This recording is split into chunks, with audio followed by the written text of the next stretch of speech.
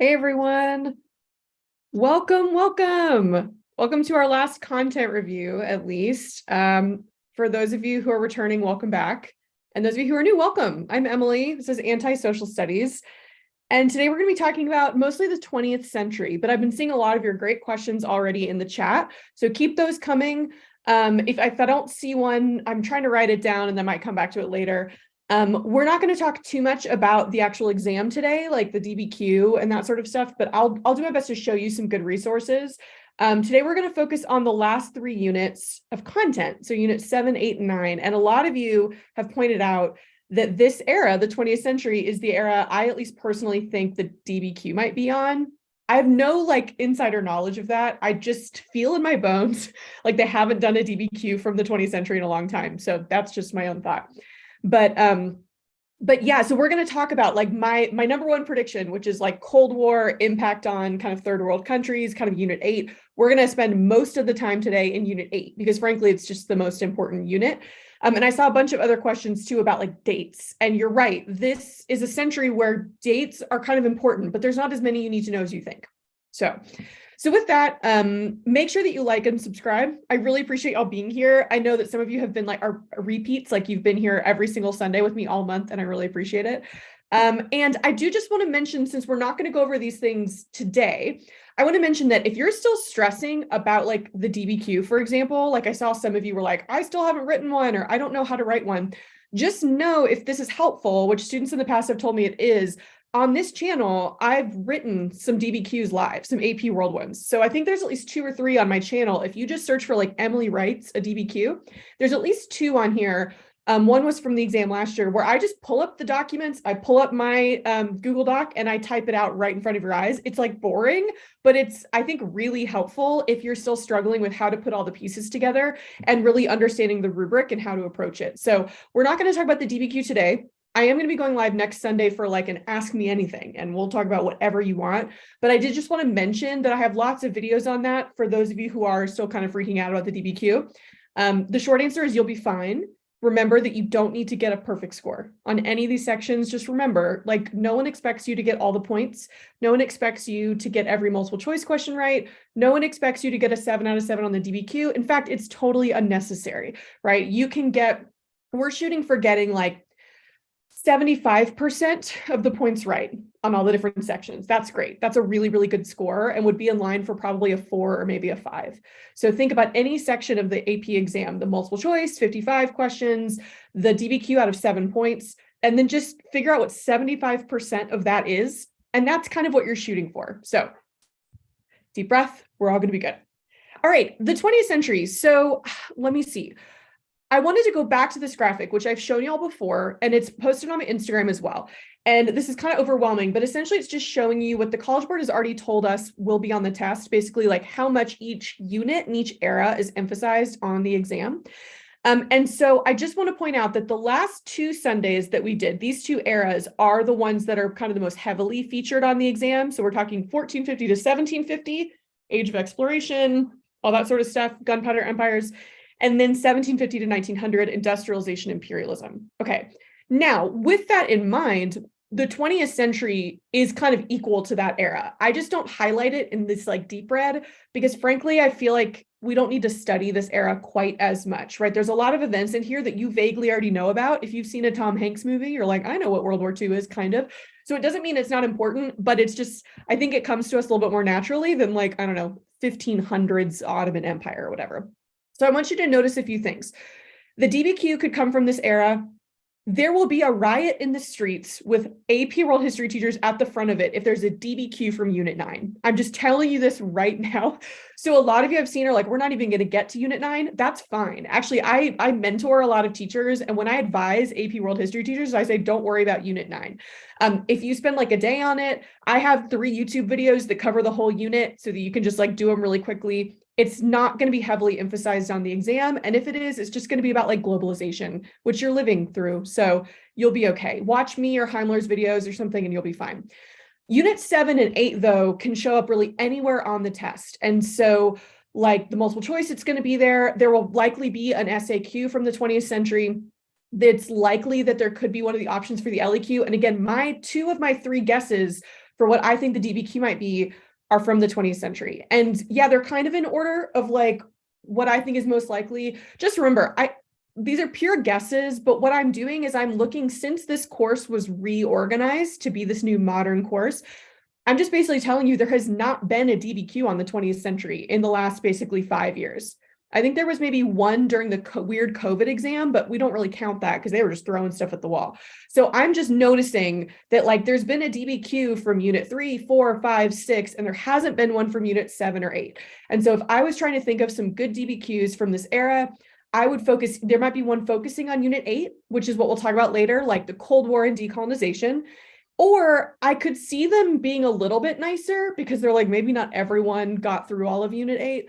I can see them being a little bit nicer and looking at something like change over time throughout the 20th century. So I picked like human rights or something like that. So what you could see is they might be like, evaluate the extent to which human rights have increased throughout the 20th century. And then you can start with like the age of imperialism, right? Pre-World War I, Ottoman Empire is still a thing. We're still kind of almost in unit 6. And then you could go through the world wars. You could talk about the like really bad things that happened for human rights, like the Holocaust, but you could also talk about the expansion of human rights with like decolonization, women's rights, that sort of thing. You could go all the way up to basically today. So if they do a DBQ on the 20th century, it's likely that they might do one that's pretty broad, that goes over multiple eras, because they know that teachers are always scrambling at this time of the year to get through unit 8 and especially unit 9. So if that's you, just don't panic. You are in, like, that's how a lot of students are. They're like, oh, we're not even at unit 8 or we're rushing through it or whatever. It's going to be fine. Okay. With that, this is a super overwhelming timeline, but I just focus on the left, the thing on the left. So the 20th century, there are some dates that it's not like, in the last era, I said, hey, here's some marker events that I would know. These are like a must know. The College Board isn't, I mean, if you want to like take a screenshot of this, whatever, like the College Board is just working under the assumption that if they say since 1945, that you know that means since World War II ended. They just like, these are now shorthand years that they just expect you to know. And so what they want you to know is they want you to know the World War I era, 1914 to 1919. I mentioned that because what they might do is they might give you an LEQ that might say like, ask you a question and say from 1919 to 1945. And so what they're telling you in code is saying, talk about the interwar years and World War II. Don't talk about World War I, talk about post-World War I. Same thing, 1939 is the beginning of World War II, at least in Europe, and 1945. And then 1991 is when the Soviet Union ends, so the Cold War officially ends. And basically 2001, September 11th attacks, most historians consider that the beginning of a new era that we're all living in right now. And it's not great, but so one of the things that like you'll want to know more than any other unit is you really want to be able to situate yourself in the little mini eras within the 20th century. I've kind of highlighted them here. Like there's like the world, let me get my little drawing thing. There's like the World War I era, there's the interwar years and the Great Depression, there's World War II, and then basically the Cold War and decolonization spans most of it. We're talking like 1945 all the way up to 1990. And then we kind of have like current day-ish from the 90s up to today.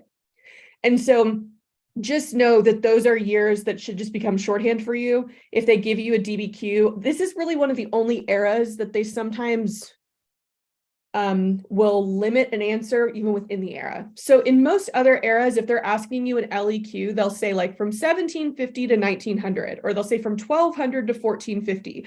The 20th century is the only one where sometimes they divide it. They might say, you know, I don't know, evaluate the evolution of human rights from 1900 to 1991. And what they mean is they're like, don't talk about your life. What they mean is don't talk about the 90s and today. Don't talk about stuff that you're going through right now. Just talk about like up through the end of the Cold War. So this timeline and all the other images that you're going to see on these slides, by the way, are part of my AP World History Review packet, which should be linked in the description. So this is a kind of overwhelming timeline that's for people who just really want to be able to like situate themselves, like what are we talking about here? But I have lots of other stuff that you'll see on these slides, and I'm just mentioning that they're in this AP World Review packet that I sell on my website. It's $10, get it or don't get it. You can screenshot all the ones I show you here, that's fine. Okay, so let's start with Unit 7, but we're not going to spend very much time in Unit 7. because Unit 7 is actually fairly simple. So I didn't even really want to show you a map of Unit 7 because I don't want y'all to get like really hung up on like, where was the Western Front and like, where were the Allied powers and whatever. Like, this is not a military history class. I'm gonna say it again. This is not a military history class. They're not going to ask you about a battle. They're just not. They're not going to ask you about military strategy beyond maybe like island hopping in the Pacific, which the US was doing, or obviously like developing nuclear weapons or the Holocaust, right, as one part of the war. Like, they're going to ask you about that kind of stuff maybe, but they're not going to ask you to explain any of the battles. What they care about in this entire unit is the causes. So Unit 7 is actually incredibly simple. You want to know what caused World War I, and then what happened after World War I that caused World War II. That's it. That's like all you need to know, right? And so just keep that in mind, that you don't need to be getting in the weeds about like the Battle of the Somme and whatever. And some of us might have had, like, I had a really military history happy world history teacher that talked to us about a bunch of battles, and I panicked because I'm not good at that kind of stuff. And I didn't know any of them, and you're just fine. So the biggest thing to understand is that basically World War I is like the culmination of these last two eras we've been talking about. So we've been talking about 1450 all the way up to 1900. And we've basically been talking kind of about the rise of the West, right? So ever since the accidental discovery, right? Like the greatest accident of all time for Europeans, right? Of the Americas, Europe and the West has been sort of on the rise, trying to catch up to these powerful land-based empires in Asia, right? That we established in the first era are the big guys, like Dar al-Islam, China, Indian Ocean world, that sort of thing. So 1450 to 1750 is Europe especially getting out and trying to like grab enough land to where they like have stuff that the Indian Ocean world wants. So they grab enough land that they have like silver and some other things. They can now like use this slave trade to like get in to the Indian Ocean just as like equal trading partners. The last era that we just talked about, 1750 to 1900, is the rise of imperialism and industrialization. And basically, industrialization and imperialism put the Western world plus Japan, remember that Meiji Restoration, Western world plus Japan, which really is kind of like the World War II big guys, right? Puts them on this track to just like skyrocket ahead of the rest of the world as far as like military and economic dominance. And so by the end of this last era, by the late 1800s, we've scrambled up Africa. We've drawn those lines on a map. The Ottoman Empire is crumbling, but they're still holding on to the Middle East, which Europe really kind of wants, and they're going to get after World War I. But for the most part, like, we've carved up the spheres of influence in China after the Opium Wars. The British Raj is in India. Like, Latin America is free and independent, but really part of the United States' sphere of influence. So really, by the beginning of the 20th century, the West has nowhere else to go, right? I mean, they've done it. They have industrialized, and they have basically claimed essentially all the land on Earth, with a few exceptions.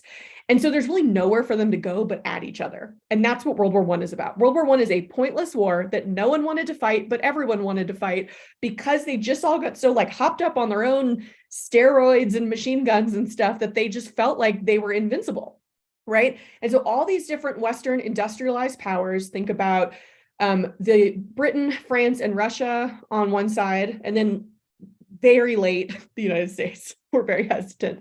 And then, Germany, Austria, the Ottomans on the other side. These are all the big guys, right? The Ottomans have been trying to industrialize, trying to reform, but not quite as well, right? Japan, I think, actually kind of stays out of it. But they do actually get in on the side of the Allies, but sort of like the US, a little bit hesitantly. So again, the main causes of World War I are that like the West has built up these massive militaries to defend their colonies overseas. And now, like, what are they defending them from? They've subjugated most of the indigenous people. They've put down most of these rebellions we talked about in the 1800s.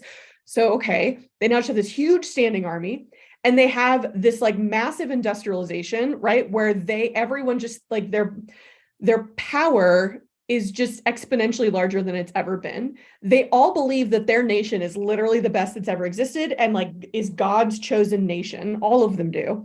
And they've developed these alliances to be like, well, this is kind of scary. So let's make such strong alliances that no one would ever be crazy enough to go to war with us, right?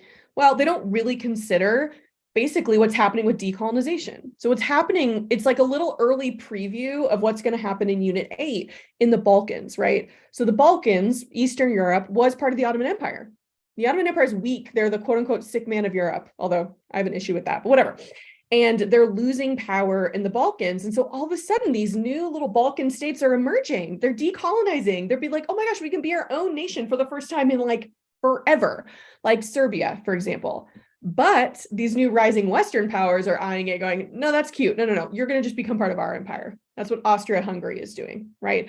And so again, these main causes of World War I basically only think about the major industrialized powers. They're like, well, the major industrialized powers wouldn't attack any of us. It's like this mutually assured destruction because no one would be dumb enough to do that.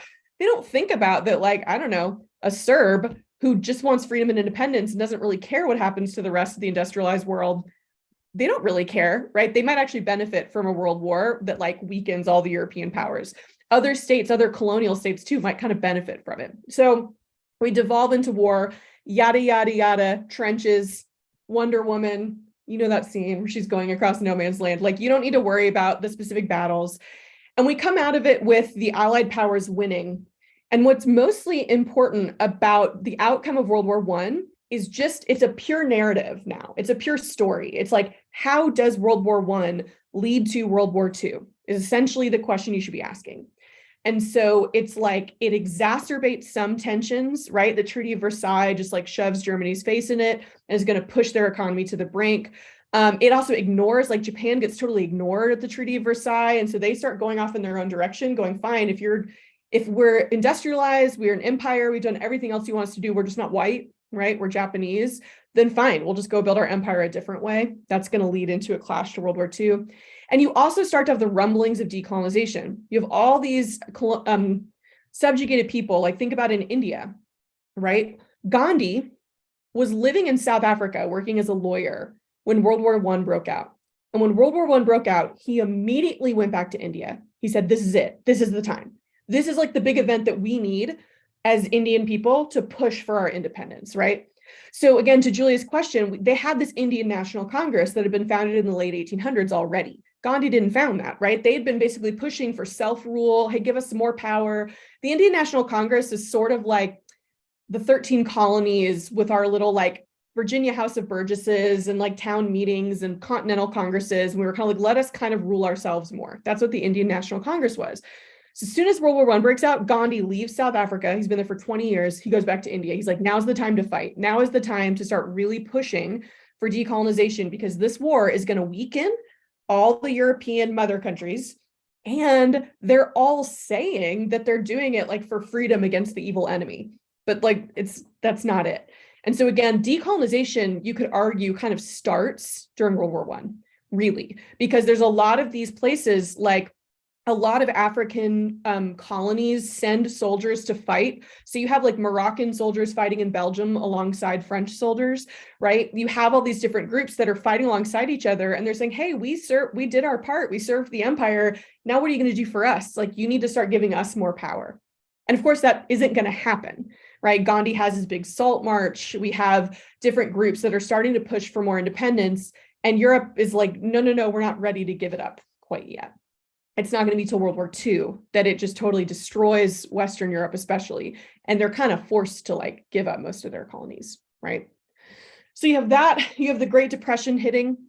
Keep in mind, yeah, that I saw some good questions in the chat. The Great Depression is mostly impacting the like industrialized economies that were highly connected. So for example, like Soviet Russia was impacted by the Great Depression, but not to the extent because their economy had already become relatively isolated after the Bolshevik Revolution. And also even before then, it wasn't highly industrialized. It was still mostly like farming and agriculture. And they weren't so tied into like the global banking system, like basically the US and the other kind of allied powers were. So some places like Latin America actually gets World War II and the Great Depression is a moment where a lot of Latin American countries get to kind of like emerge from the United States' shadow for a while because we're so busy like trying to figure our own stuff out, that a lot of Latin American countries actually are able to kind of like start building their own economy. And then when World War II ends, they're like, oh shoot, we're kind of back to this Cold War thing, right? So you have all these tensions. You have the Great Depression, which leads directly to the rise of these authoritarian states like with Nazi Germany. And I think we all understand World War II. I'm not going to go into the causes of World War II. The oversimplification is its aggression and appeasement. It's the two A's.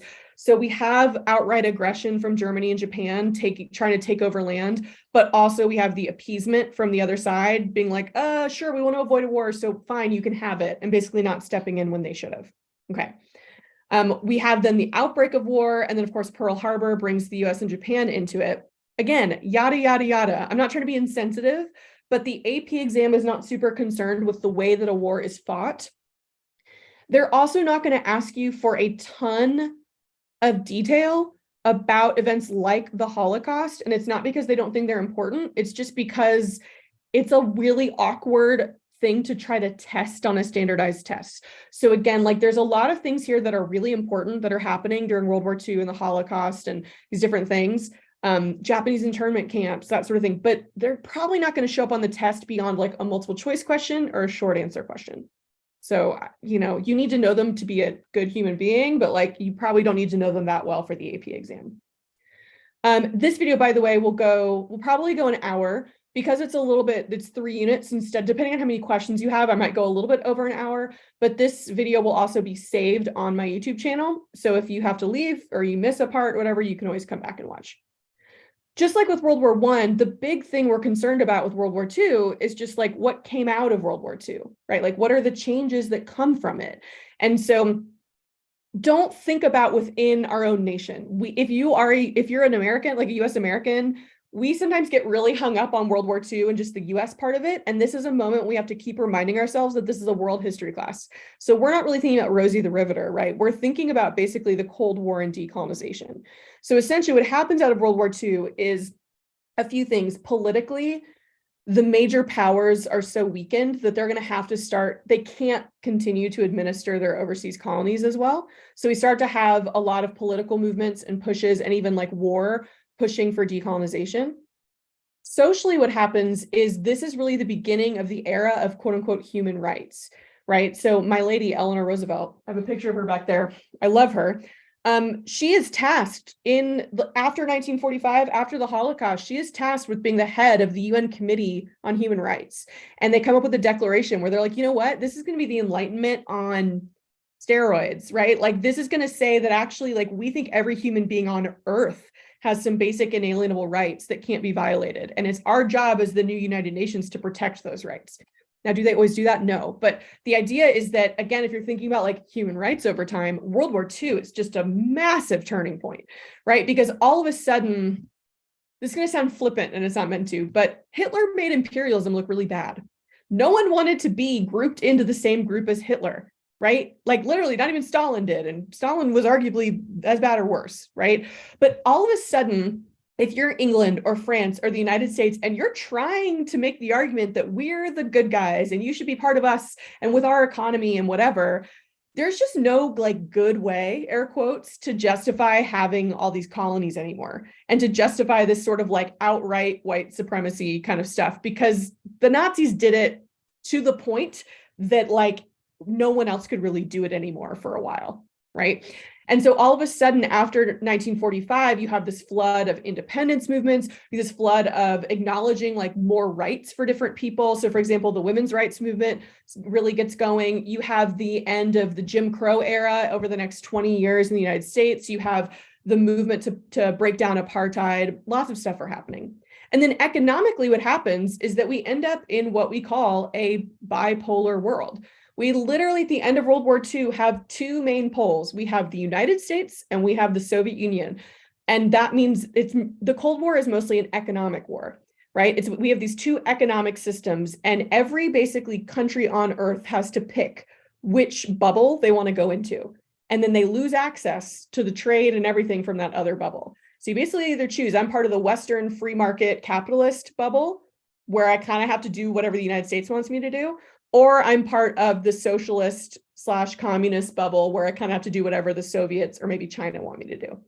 And so that's going to be really important for understanding when we talk about decolonization, because imagine you're like a brand new country, you haven't been able to rule yourself for the last few hundred years, and you don't have really any infrastructure built up, you don't have your own national economy built up, and you emerge, and all of a sudden you have basically like two guys staring you down with guns going like, which side are you picking? And you're like, I haven't even had a chance to like take a breath or think.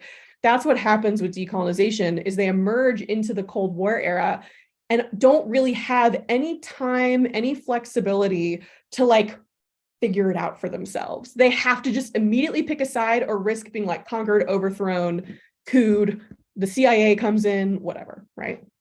Okay.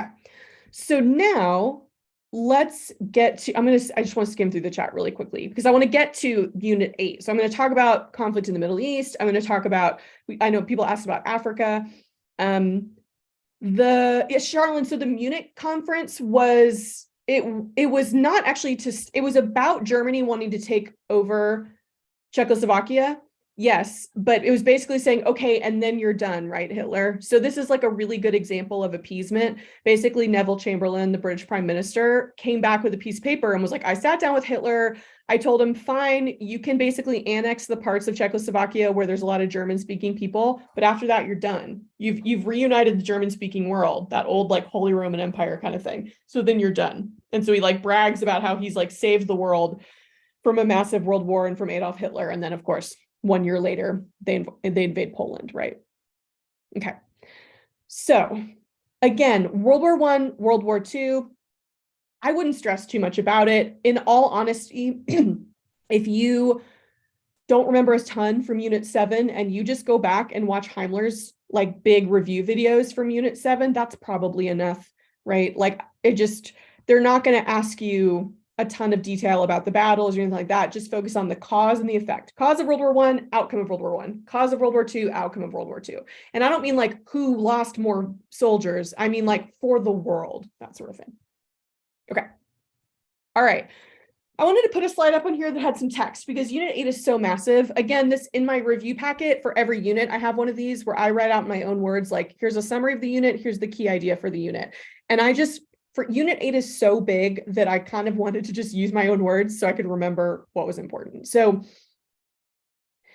Unit 8 is arguably, no, it's not arguably, it is the hardest unit. It's the most confusing unit because it's the first time in world history, and I'm not saying that to exaggerate. Literally, it's the first time in world history that all these massive empires we've been learning about just break down and we have like hundreds and hundreds of smaller states. At least since like the 1200s, right? I mean, if you think about from the gunpowder empires on, in our class, we've mostly been talking about like 5 or 6 big states. And then we kind of know like, oh, there's other states happening, whatever. But in Unit 8, all of a sudden, we have hundreds of new states or hundreds of states, and they all are industrializing. Some of them are getting access to nuclear weapons. Like they all are now players, like on the world stage. We've become so globalized that like, it's important for an American to understand what was happening in Central Africa. Whereas like, think about in the 1500s, it didn't really matter to each other at all, right? So you want to focus your attention on this power dynamic between basically the East and the West, the Soviet Union and the United States and its allies, and how that Cold War impacts everyone else as they're trying to either rebuild their states in the wake of the world wars, or they're creating their new states as they've gotten independence. So again, I say down here, but like the key idea for this unit is not the Cold War itself. Don't get really hung up on like the actual Cold War between the Soviets and the United States. Like there's tons of fun stories about like spies and the CIA and trying to assassinate Fidel Castro and stuff. And that's all really interesting. But you generally just want to know like, okay, how was the Cold War, quote unquote, fought between the two sides? So it's like, well, there's kind of limited, one side will fight a limited war, meaning no nuclear weapons. So for the United States, the Korean War, the Vietnam War. For the Soviet Union, the war in Afghanistan, actually in the 80s, like we might go and fight a kind of traditional war, but we're not going to do it directly against the other side, and we're not going to use nuclear weapons. That's kind of what a limited war is. The more common thing that's going to be more helpful for what I'm predicting might be the DBQ is proxy wars, right? So, and I see a few in the chat already asking about this, which is great. So proxy wars basically is like using a war or a conflict in another part of the world as your own little chessboard. and like they fight on your behalf kind of, and you're basically like betting on and gambling on one side to win, and then you can sort of control them. So think about in the wake of World War II, as these major empires, I mean, the Japanese empire collapses. Even after World War I, the Ottoman Empire collapsed. A lot of the Western empires are going to collapse. And then there's going to be all these fights, either pushing for independence, like Algeria is fighting a war against France for independence. Vietnam is fighting a war for independence, right? Or maybe they're granted their independence because Britain's just like, oh, we can't afford it anymore. And now they're fighting over what their government's going to look like. Either way, it's kind of like chaos in the so-called third world, meaning not just like the direct allies of the East and the West, Latin America, Africa, Asia, kind of chaos. And basically everywhere on this board is like useful to the US or the Soviet Union. So you might look at a civil war in Angola and be like, well, what do we really care about Angola? Well, I don't know, but they have some good raw materials. And so we're going to try to make sure that the side that's saying they're with us wins. And that might mean we send them weapons. That might mean we send in the CIA and help them with a coup, help them overthrow secretly, like the leader we don't want. Lots of stuff, right? Okay. So this is sort of the map you should have in your head. And this, and I have another map too that we can talk about with these new states, because y'all are asking really good questions about like the Middle East and Latin America and that sort of thing. But yeah, let's kind of finish the big narrative and then we'll go into some of the details. So the big narrative of the Cold War, right, is that in the blue, we're talking about people who are accepting essentially free market ideas. And then in the red, we're talking about like state-sponsored socialism. So this is not an economics class, but I do just want to clarify that like the Cold War is not about freedom versus oppression. That's how a lot of Americans understand it, is like, well, we were fighting for freedom against oppression. And it's way more accurate to say we were fighting for a free market economy versus a state-controlled authoritarian economy. Not quite the same thing. Because, yes, a lot of times the United States would really love for a state to be democratic and like free, but not if it means they might be more like socialism during this time.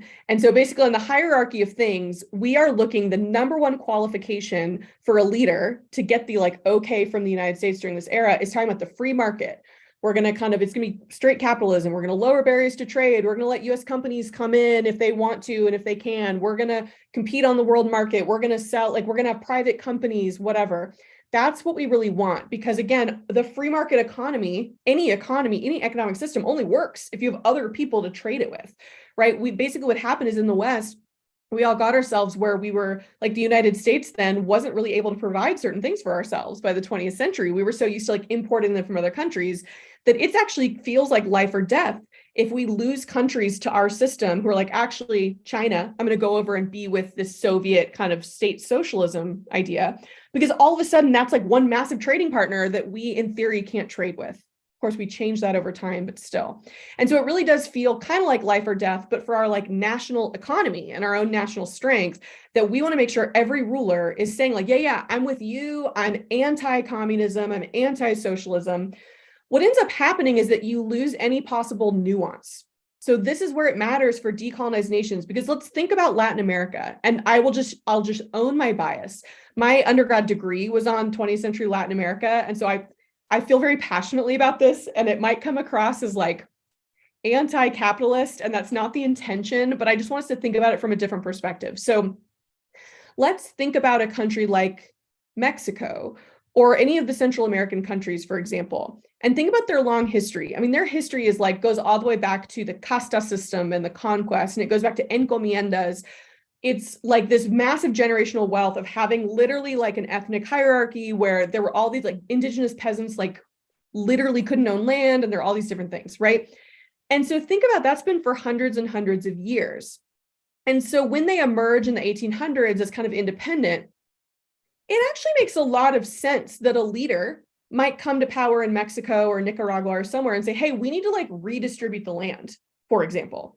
They might say like, look, there's all these, like, there's just a few, like American companies, like the United Fruit Company, that control like half the land in our country. And that's not right for us. That's not best for us. It might be good for them, but it's not good for us.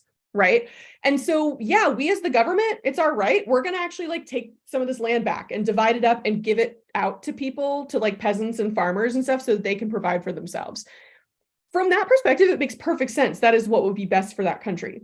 From the US perspective, that's anti-capitalist, right? No, we bought that land. That company bought that land. They own it. You can't do that. Redistribution of land or wealth sounds very socialist-y. And so all of a sudden, like any leader in Latin America who's like, maybe we should redistribute wealth, maybe we should, I don't know, like do certain things that would kind of allow for the peasants and the indigenous people to kind of like get their quote unquote fair share.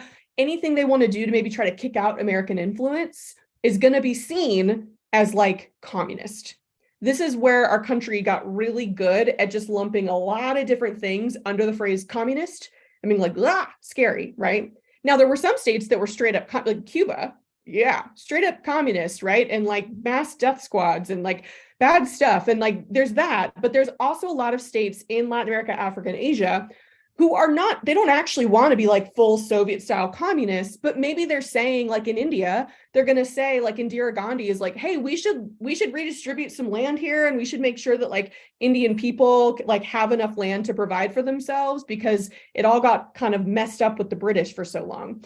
But again, in this bipolar world, it's like you're either with us or you're against us. So that's the big way that the Cold War is impacting these third world countries, is it's just not allowing them for a lot of nuance, because they're not really safe, right? They want to be safe. They want to be under the umbrella of one of these two powers, right?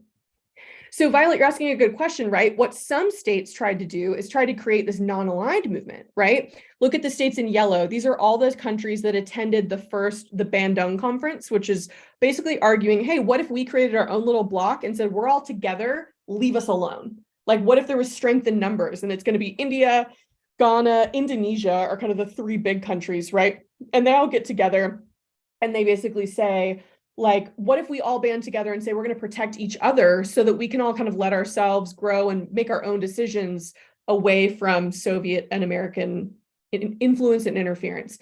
And it like kind of works. It's a little bit more symbolic than anything, but it it's at least an attempt.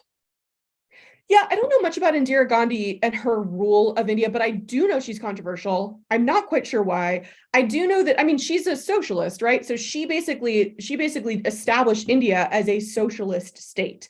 And so I'm sure there were a lot of people who did not like that. Now, she wasn't establishing it again, socialism and communism are two different things. I don't know if we need to get into that right now, but she was basically saying like, we're a socialist state. We're part of this non-aligned movement. Everyone kind of leave us alone. I think there were other things she did that were controversial, and I'm not sure what. If people know, feel free to illuminate us in the chat. Okay. So again, what we really want to talk more about is all the decolonization in new states. And this is a map for my review packet. And I just, for simplicity, Oh, interesting. Okay, I'm seeing some things in the chat. I'm going to go have to Google Indira Gandhi after this. So I only put on this map states that are specifically mentioned by the College Board. So take that for what you will. Obviously, like interesting things are happening in all of the different countries around the world. On this map, I just included the places where it's like by name as an illustrative example or something like that. The College Board says like in Algeria or whatever. And I have this like epic color coding system, which might just make it more confusing, I'm not sure, right? But we basically have, the College Board talks about essentially like Unit 8 is like the first time in our entire course that we've had this idea of self-determination. And like, it's not perfect, of course, like we're not truly allowing everyone to determine what they want to be all the time. But more than any other era in this whole course, Unit 8 is the first time that we're kind of allowing people to be like, we'll just decide what we want our government to be. Now, of course, the US and the Soviets are looking and going like, no, that's not quite right, change it, but still. And so it's really chaotic. And what the College Board wants you to understand is that there's just a lot of new ways of being a country that come about during this time. And there are a lot of like new developments that are happening. So there's the rise of a new wave of nationalism. This is kind of this dark blue color. Where it's this new nationalism that's kind of like away from the like white supremacy European nationalism, right? So in Egypt, you have Nasser is a leader, is a nationalist leader in Egypt who he like takes the Suez Canal back from, it was being controlled by the British and the French. And he's like, this is for Egypt. The Suez Canal is in Egypt. It's ours, right? That's sort of what a lot of these Central American countries are doing too. They have these nationalist leaders who are like, I don't care that the United Fruit Company owns half the land in our country. They're not from here. They don't even go here, right? So they're like, this should be our land for our nation, right? So that new form of nationalism is rising up. Keep in mind, it can be sometimes for positive things, for negative things. You could see, for example, new terrorist movements as part of this nationalist movement. So you're going to start to see the rise of, especially in the later half of the century, like radical Islamic nationalism, essentially saying like, hey, we're sick of the Westerners coming in and taking our land and we need to fight back, right?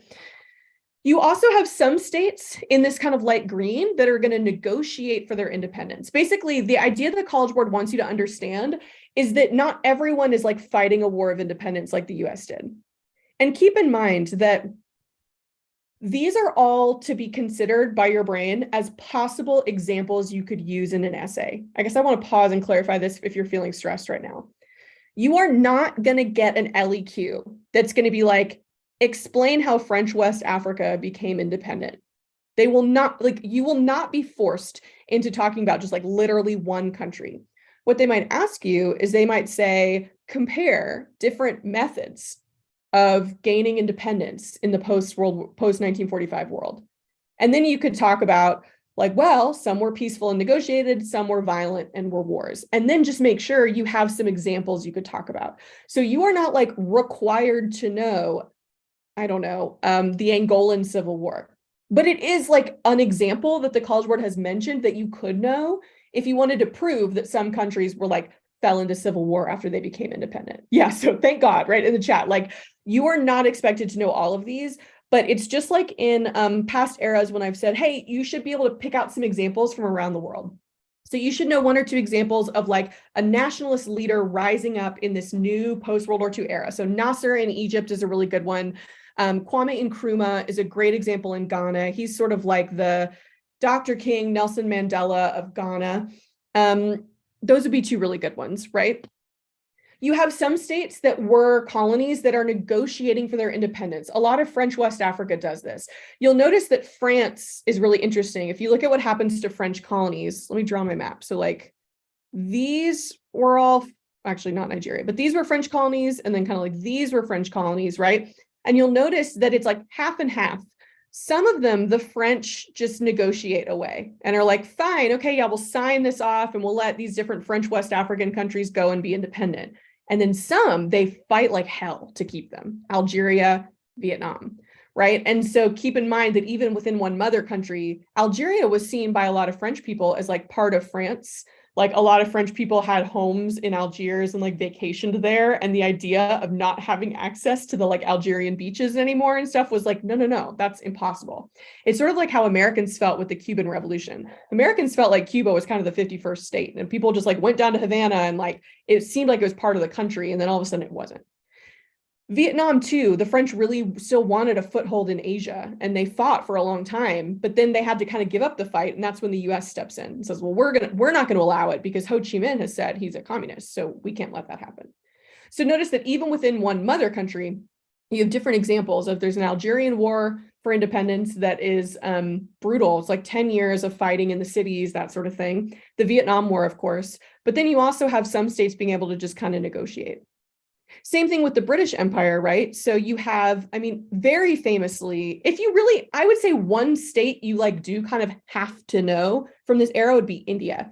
And by India, I mean all of like British India, which includes Pakistan and Bangladesh, because India just becomes a really important major player. And also I've done a whole video on India. If you go to over to my channel and like, I think it's like Unit 8, 20th Century India deep dive, because for Unit 8, India pops up everywhere as an example. So if you really only know one state pretty well, I would pick India. Maybe go watch that video and I'll kind of explain more what I mean. Because if you look at all these different categories the College Board has given us, India can be used as an example in a lot of them. They had strong nationalist leaders like Indira Gandhi, right, who stepped up and said, like, hey, this is what our nation's going to be, for better, for worse.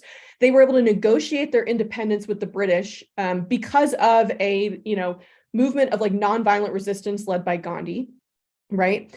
They then, though, fell into regional, religious, and ethnic kind of movements and struggle between India and Pakistan, right? Okay, so are we going to be Hindu? Are we going to be Muslim? Are we going to be secular? So like the partition of India into India and East and West Pakistan into essentially Hindu majority, Muslim majority is violent, right? It's not a full-on civil war, but you could use it as an example of like violence because of decolonization, right?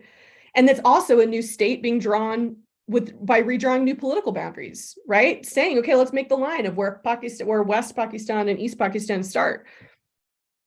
You have a new government guiding economic life. Again, Indira Gandhi, like, we're going to be a socialist government and we're going to really like I think they nationalized a lot of the banks and they like did a lot of these reforms.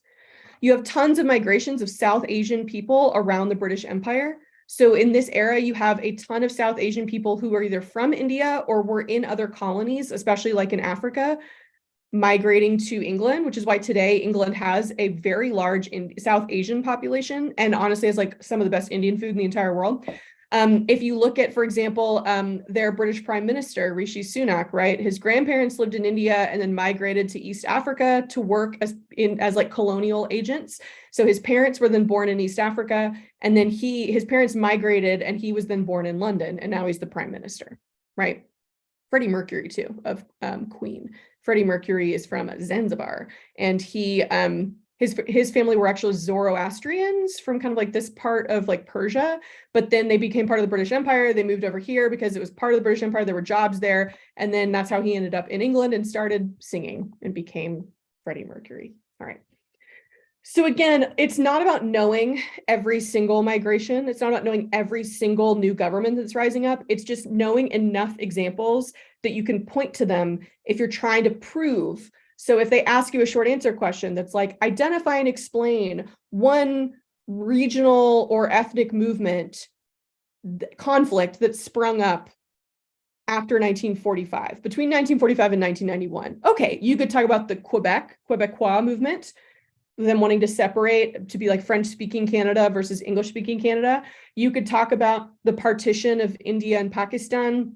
You could talk about Israel-Palestine, right? I mean, and the point is, you're not going to be forced to talk about Israel-Palestine, but you could talk about it as an example. Okay. Oh, great question about Zoroastrianism. I'm not going to get into it just because it does not really come up on this test at all. It's really an ancient religion that is practiced by a very small group today. But basically, it was like in the Islamic world before Islam, and is kind of the first monotheistic religion. It was like it was kind of a baby step towards monotheism.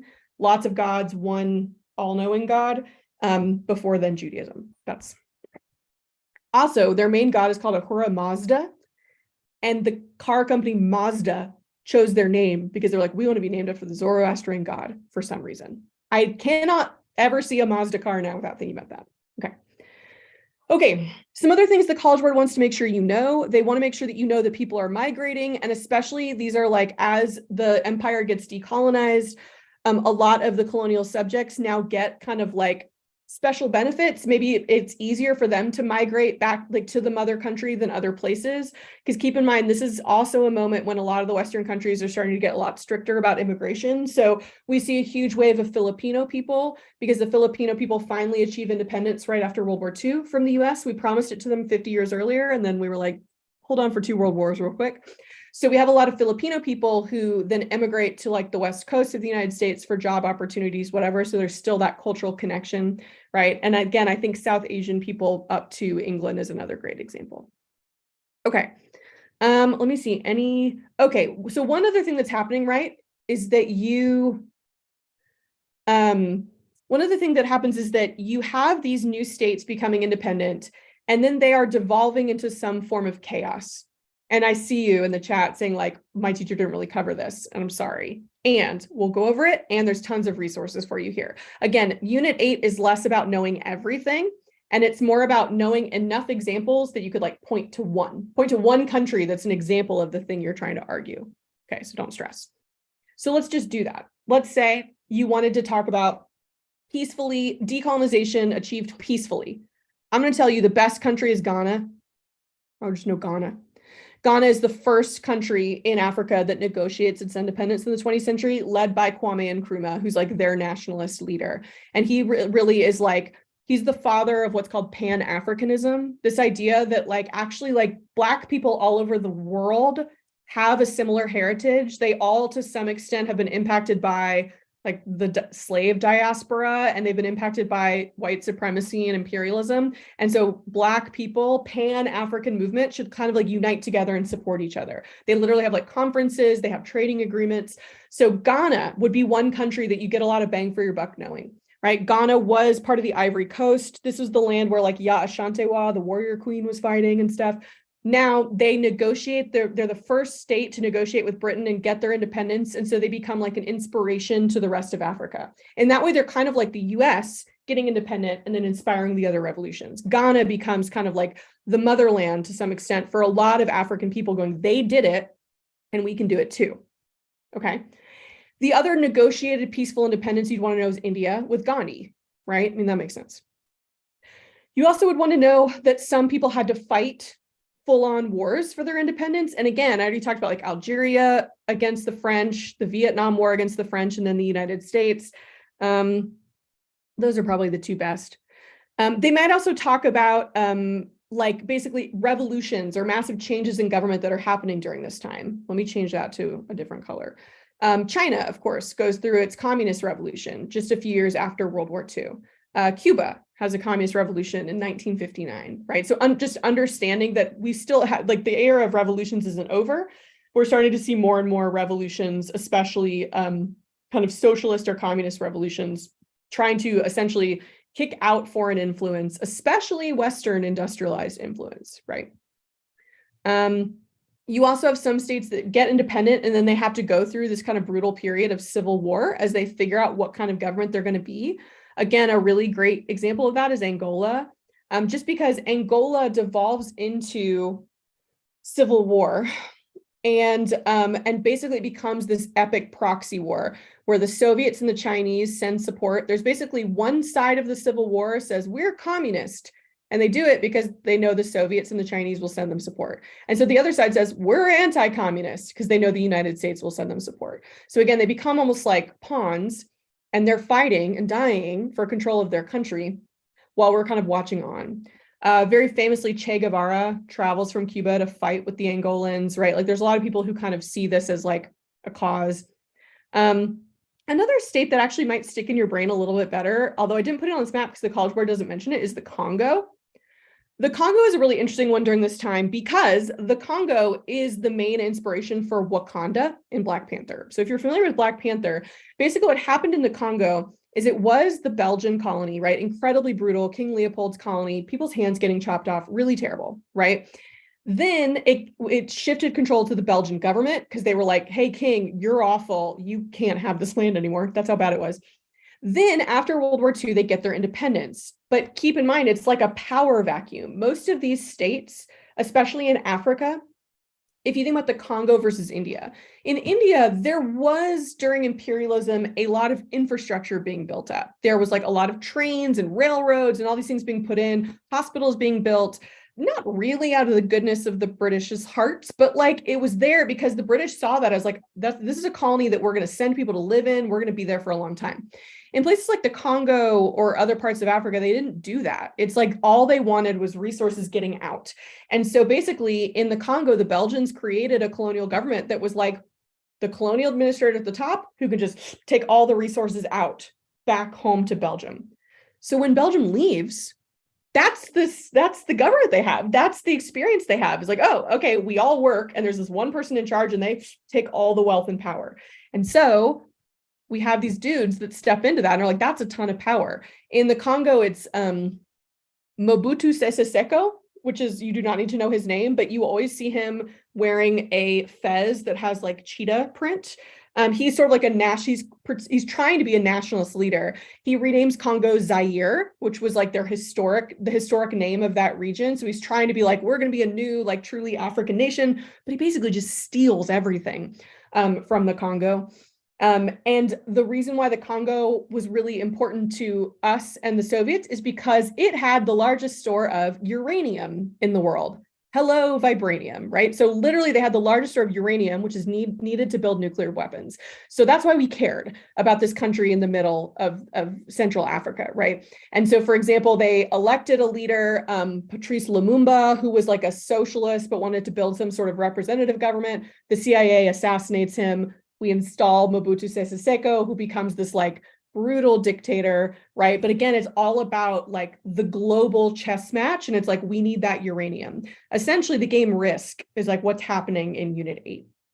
And that was the inspiration for Stan Lee. Stan Lee wrote Black Panther and talked about Wakanda a year or two after Lumumba was assassinated to be like, hey, what if there was an African country that was incredibly rich in resources that could hide from like the bigger world? And that's how he got the inspiration for Wakanda. So maybe you'll remember that now. Okay.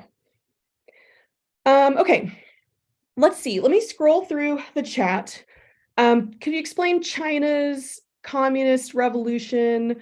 Oh, Violet 2, good question. Can you use Queen Nzinga as negotiated independence? No, she's not during this time period. Queen Nzinga is from one of the earlier eras. China's communist revolution, I can do it really quickly, but you don't need to know a ton of intricacies about it. But essentially what you want to know is that like China had picked out the last dynasty in 1911, right? Empress Xixi, the Opium Wars, the Boxer Rebellion, all that stuff. They had this nationalist movement to be like, we should kick the Qing out. And then like happens with most revolutions, they're like, what should we put in its place? And they disagreed, right? So like, what should we put in its place? You had one side, the nationalists, saying we should have some sort of kind of maybe Western style, maybe not democracy, but like kind of representative government. And we should be like kind of going towards free market, basically aligning ourselves with the United States. And then you had a communist movement led by Mao Zedong being like, no, we need to like harness the power of the peasants. We're going to focus on the rural areas, that sort of thing.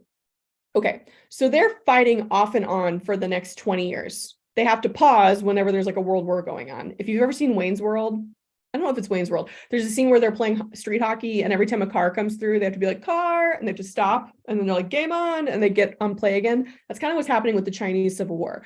And so, for example, like Japan, World War II Japan takes advantage of that and invades China and sets up their own kind of government in Manchuria, right? So they're fighting this civil war while they're also involved in these bigger events. Basically, when World War II ends, the nationalists, the non-communist government who was in power, is so weakened by World War II. So you can actually use this as part of your narrative of like World War II weakens whoever's in power. The only two states that came out stronger because of World War II are the US and the Soviet Union in terms of like government power. Everyone else, the government in power was weakened because of World War II. And sometimes they're overthrown, sometimes there's a civil war, sometimes there's not, but they're all weaker, right? Same thing happens in China. So the nationalists who had allied with the US and fought in World War II, they're so weakened that Mao and his communist peasant revolution is able to win and establish the People's Republic of China in 1949. And so Mao and China becomes communist China. And they're kind of like tense friends with the Soviet Union, but they don't love each other, right? Because the Soviet Union is following Karl Marx and is saying like, we are about industrial workers. Like we're a revolution of industrial workers and factories and big steel and that sort of thing. And Mao says, I have a different idea. We don't have any of that. We haven't industrialized yet. Remember all the way back in the 1800s, they didn't industrialize. They didn't listen to the scholars, right? He goes, but we have our peasants and we're going to become a new type of communist state that's going to be led by peasants and a peasant revolution and peasants farming, and peasants can do anything you can do. Like we can smelt steel in our backyard, whatever. And so they have this difference of opinion of like, who's going to be the right big, socialist power. And of course, as China starts kind of rising, the Soviets are like getting a little nervous. So that's why we ended up today with the weird relationship we have with China. Is the US by the 60s and 70s was like, hey, they don't seem to like each other that much. And like the enemy of my enemy is my friend. That's how we ended up with this weird frenemy relationship with China. is because we were more scared of the Soviets. And we were like, well, they kind of don't like the Soviets either. Let's maybe start doing stuff together, right? So that's essentially what's going on in China. They have tons of other really fascinating things happening. Mao is trying to like completely remake the whole Chinese state and undo all of these like age-old ideas of like Confucianism and the mandate of heaven. And he's doing it really brutally with things like the Cultural Revolution and the Great Leap Forward. And ultimately they fail because China has been so entrenched in these ideas that we've been learning about all year that it's really impossible. So he basically just changes it to say, okay, fine, instead of worshiping the emperor, worship me, essentially, right? Okay, fine, like filial piety, okay, but I'm like the father of the nation. He kind of creates like a cult of personality. Okay. Difference between the Boxer and Taiping Rebellion. That's from last era, but Taiping Rebellion is a civil war in China, trying to overthrow the emperor. And then the Boxer Rebellion is actually pushed by the emperor against foreigners. So the Taiping Rebellion comes out of the Opium Wars as being like, hey, we should overthrow the Qing emperor, civil war. And then the Boxer Rebellion is the response to that, is the emperor or empress being like, no, we're not the problems, it's all these foreigners. So the Boxer Rebellion was actually sponsored by the emperor to like attack a bunch of foreigners in the cities, in the coastal ports. And of course it fails because the US and British all show up and are like, you can't do that. So, okay.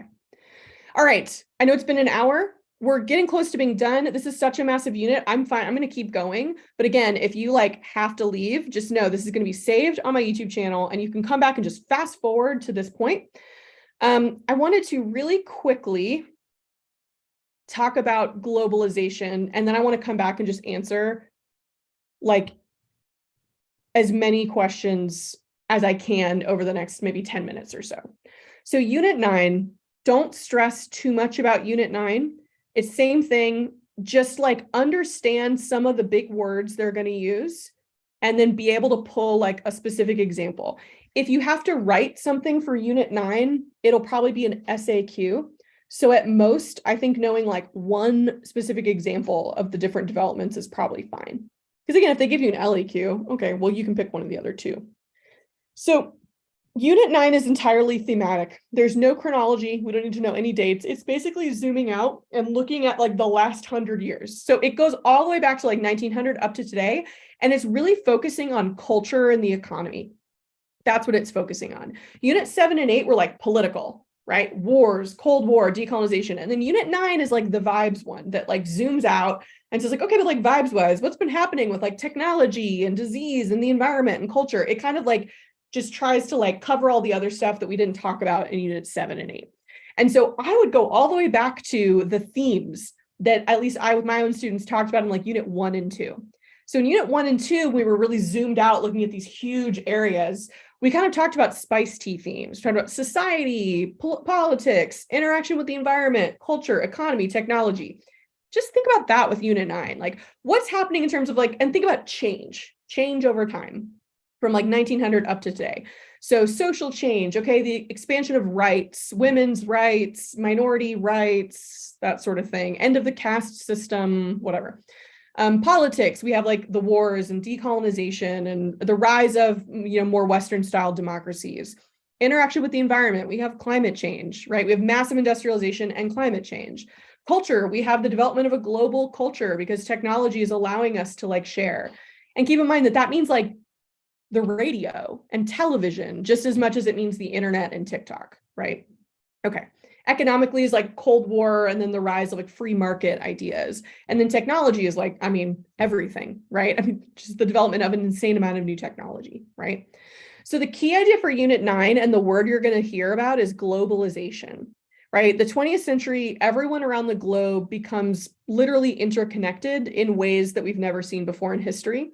Right? So this explains the global wars, world wars and Cold War, global pandemics, the flu pandemic of 1919, the HIV/AIDS crisis and COVID, and climate change. And what happens is that now we also have increased communication. We have new technology. We have shipping containers. We eventually have planes. We have the internet. We have online shopping. We have phones, whatever, right? And global organizations like the UN. So it's like, it's both good and bad globalization, right? And you want to be thinking about what are the ways that like us becoming more interconnected have led to like good change and growth and expansion, and what are ways it's also led to like really bad things too, right? So that's the general idea of Unit 9. And again, I would just think through like, what are some examples you might bring up? So with that, the one term that comes up from Unit 9 that you should know about, I'll just go back to this map because it'll be easier, is the Green Revolution. The Green Revolution is like a specific thing that the College Board really loves to ask about that some students don't know what it is.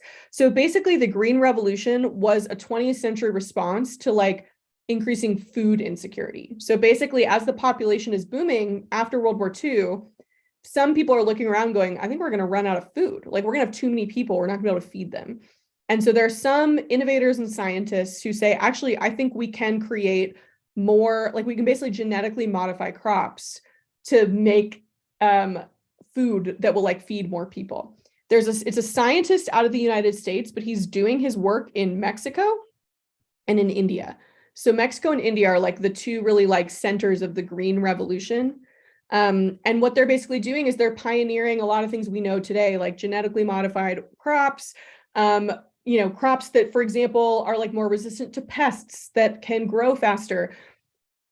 To be clear, like this is champa rice, but like it's 20th and 21st century champa rice, right? This is going to have the same impact that champa rice from Vietnam has on China in the 12 and 1300s, right? But the Green Revolution is saying, oh, shoot, our population, it's the opposite. It's not like more food to increase population. It's now we're on the other end of the problem. We're saying, oh, we have too many people. We need our food to catch up.